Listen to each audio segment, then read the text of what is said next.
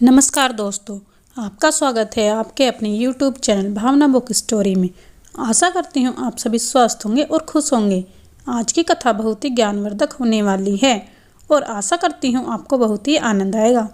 तो चलिए शुरू करते हैं आज की कथा। बेटा बनकर, बेटी बनकर, दामाद बनकर और बहू बनकर कौन आता है? जिसका तुम्हारे साथ कर्मों का लेन देन होता है, लेना देना नहीं होगा तो नहीं आएगा। चलिए शुरू करते हैं आज की कथा। कर्मों के खेल। एक फौजी था, उसके माँ नहीं, बाप नहीं, शादी नहीं, बच्चे नहीं, भाई नहीं, बहन नहीं, अकेला ही कमा कमा के फौज में जमा करता जा रहा था।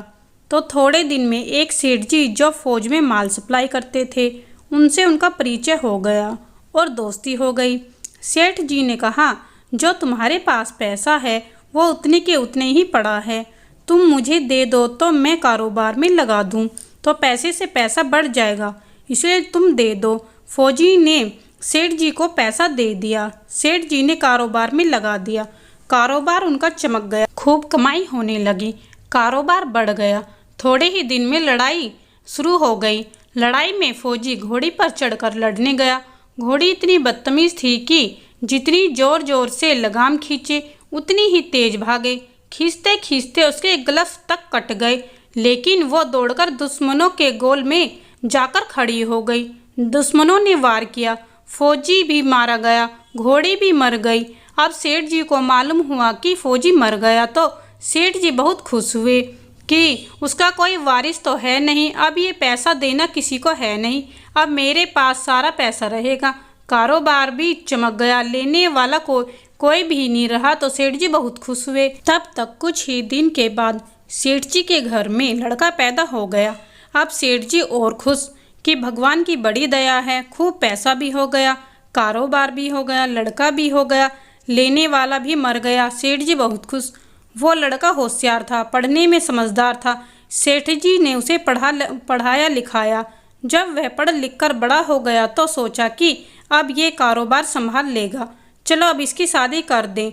शादी करते ही घर में आ गई बहू रानी, दुल्हन आ गई। अब उसने सोचा कि चलो बच्चे की शादी हो गई, अब कारोबार संभालेगा। लेकिन कुछ दिन में बच्चे की तबीयत खराब हो गई। अब सेठ जी डॉक्टर के पास, हकीम के पास, वैद्य के पास दौड़ रहे हैं। वैद्य जी जो दे रहे हैं, दवा खिला रहे हैं और दवा असर नहीं कर रही, बीमारी बढ़ती ही जा रही, पैसा बर्बाद हो रहा है और बीमारी बढ़ती ही जा रही है, रोग कट नहीं रहा, पैसा खूब लग रहा है। अब अंत में डॉक्टर ने कह दिया कि लाइलाज मर्ज हो गया, इसको अब असाध्य रोग हो गया, ये बच्चा 2 दिन में मर जाएगा। डॉक्टर के जवाब देने पर सेठ जी निराश होकर बच्चे को लेकर रोते हुए आ रहे थे। रास्ते में एक आदमी मिला।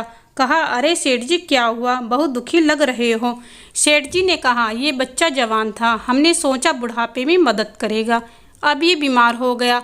शादी होते ही हमने इसके लिए खूब पैसा लगा दिया, जिसने जितना मांगा उतना दिया, लेकिन आज डॉक्टरों ने जवाब दे दिया, अब ये बचेगा नहीं, असाध्य रोग हो गया, लाइलाज मर्ज है, अब ले जाओ घर, 2 दिन में मर जाएगा। आदमी ने कहा, अरे सेठ जी तुम क्यों दिल छोटा कर रहे हो, मेरे पड़ोस में वैद्य जी दवा देते हैं, 2 आने की पुड़िया खाकर मुर्दा भी उठकर खड़ा हो जाता है, जल्दी से तुम वैद्य जी की दवा ले आओ। सेठ जी दौड़ कर गए, 2 आने की पुड़िया ले आए और पैसा दे दिया। पुड़िया ले आए, बच्चे को खिलाई, बच्चा पुड़िया खाते ही मर गया। बच्चा मर गया। अब सेठ जी रो रहे हैं, सेठानी भी रो रही है और घर में बहू रानी और पूरा गांव भी रो रहा है। गांव में शोर मच गया कि बहू रानी सेठ की कमर जवानी में टूट गई, सब लोग रो रहे हैं। तब तक एक महात्मा जी आ गए। उन्होंने कहा, भाई क्यों रोना धोना। लोग बोले, इस सेठ का एक जवान लड़का था, वो भी मर गया, इसलिए सब लोग रो रहे हैं, सब दुखी हो रहे हैं। महात्मा बोले, सेठ जी रोना क्यों। सेठ, महाराज जिसका जवान बेटा मर जाए वो रोएगा नहीं तो क्या करेगा। महात्मा, तो आपको क्यों रोना। सेठ, मेरा बेटा मरा तो और किसको रोना। महात्मा, और उस दिन तो आप बड़े खुश थे। सेठ, किस दिन। महात्मा, फौजी ने जिस दिन पैसा दिया था। सेठ, हाँ, कारोबार के लिए पैसा मिला था तो खुशी तो थी। महात्मा, और उस दिन तो आपकी खुशी का कोई ठिकाना नहीं था। सेठ, किस दिन। महात्मा अरे जिस दिन फौजी मर गया सोचा कि अब तो पैसा भी नहीं देना पड़ेगा, माल बहुत हो गया, कारोबार खूब चमक गया, अब देना भी नहीं पड़ेगा। बहुत खुश थे सेठ जी। हाँ महाराज, खुश तो था महाराज, और उस दिन तो आपकी खुशी का ठिकाना ही न था, पता नहीं कितनी मिठाइयाँ बट गई। सेठ किस दिन? महात्मा अरे जिस दिन लड़का पैदा हुआ था। सेठ महाराज लड़का पैदा होता है तो सब खुश होते हैं, मैं भी हो गया तो क्या बात? महात्मा उस दिन तो खुशी से आपके पैर जमीन पर नहीं पड़े थे। सेठ किस दिन? महात्मा अरे जिस दिन बेटा बिहाने जा रहे थे। सेठ महाराज बेटा बिहाने जाता है तो हर आदमी खुश होता है, तो मैं भी खुश हो गया। महात्मा तो जब इतनी बार खुश हो गए तो जरा सी बात के लिए क्यों रो रहे हो? सेठ महाराज ये जरा सी बात है, जवान बेटा मर गया, ये जरा सी बात है। महात्मा अरे सेठ जी वही फौजी पैसे लेने के लिए बेटा बनकर आ गया, पढ़ने में, लिखने में, खाने में, पहनने में और शौक में, श्रृंगार में जितना लगाना था लगाया, शादी ब्याह में सब लग गया और ब्याज पर ब्याज लगाकर डॉक्टरों को दिलवा दिया। अब जब 2 आने पैसे बच गए वो भी वैद्य जी को दिलवा दिए और पुड़िया खाकर चल दिया।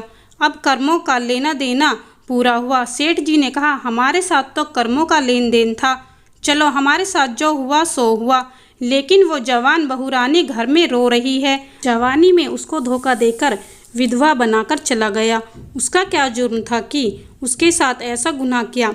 महात्मा बोले यह वही घोड़ी है जिसने जवानी में उसको धोखा दिया, इसने भी जवानी में उसको धोखा दे दिया। वेद शास्त्र व पुराणों के साथ साथ सभी साधु संतों का कहना है कि यह संसार कर्मों का लेखा जोखा है, इसमें जो जीव चैतन्य है वो समझदारी से भवसागर पार हो जाएगा। तो दोस्तों कैसी लगी आज की कथा? अगर पसंद आई हो तो कमेंट करें और वीडियो को लाइक करें। प्लीज़ चैनल को सब्सक्राइब करें। धन्यवाद।